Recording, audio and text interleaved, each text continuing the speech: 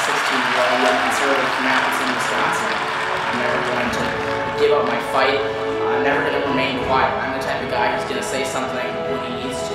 I say what I believe, and I'm never going to stop doing that. Ladies and gentlemen, please welcome Benji Backer, conservative activist and FreedomWorks columnist.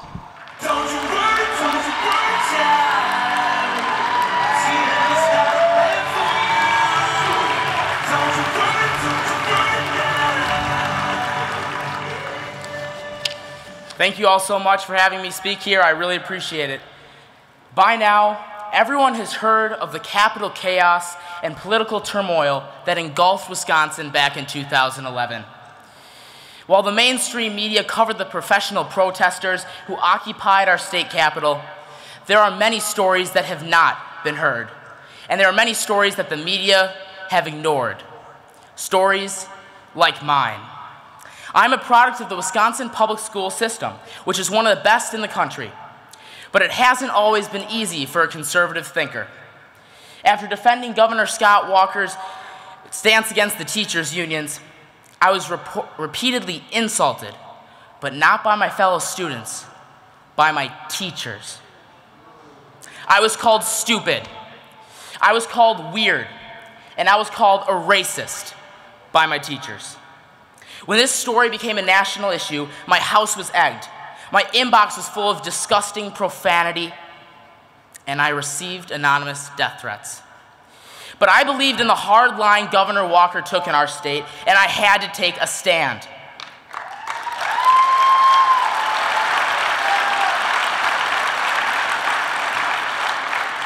So why were so many people angry about Scott Walker's policy? Well, it's because the mainstream media covered the uproar. They had covered the protesters, but they had failed to cover the reason for the chaos. They failed to cover the financial crisis that Wisconsin was facing, and they failed to cover how Governor Walker solved our $3.6 billion deficit. Doing this all without raising taxes. Let's compare Governor Walker's response to Wisconsin's fiscal crisis to President Obama's response to his national fiscal crisis. Governor Walker did face that $3.6 billion deficit, and in just 3 years, he turned that into a $1 billion surplus.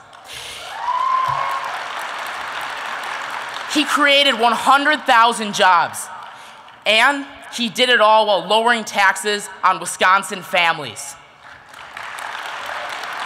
In contrast, over the last 6 years, President Obama's failed leadership, multiple scandals, $7 trillion debt increase, and youth high unemployment rate have absolutely crippled this country. They've absolutely crippled it, and he has left no chance for my youth. But as Governor Walker has proven in Wisconsin, it is not too late to turn our country around. It is not too late. All we need are leaders like Governor Walker, leaders who will make the tough decisions, put our country first and not the special interests. So how do we elect that leader? It's activism. It's people like you, but not just from the experienced, but by the youth as well. As I learned in my own high school, it's not always easy to take a stand, but it's critical that young people speak out, and it's our job to make that happen.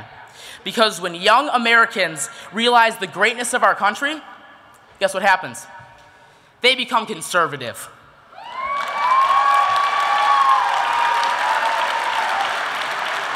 And that is why I'm here today, to let other students, to let other conservatives across this country know that it is okay to stand up to the union bullies. It is okay to stand up to those on the left who try to scream us into quiet submission. And it is okay to stand up for what we believe in.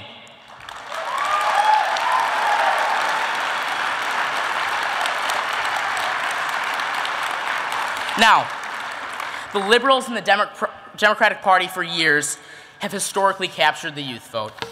They've been winning with grassroots volunteers since the 2008 election. But this can and will change. You've You've heard this statement for the past 2 elections, but 2014 is the biggest chance for our country to get back on track. We can change things by sending principled conservatives to Washington, not phonies, not fakes, but conservatives who don't worry about the next election. Conservatives who do what's right for our country and who actually fight for our values. But we cannot do it without your help. We can't. As I always say, you're never too old or too young to make a difference in politics. You're never too old or too young, especially if America's future is on the line like it is right now. And after all, it is our generation, it is my generation, and the generations to come that have the most to lose. Our future and our American way of life. Thank you so much. God bless America. God bless you all. And let's win in 2014.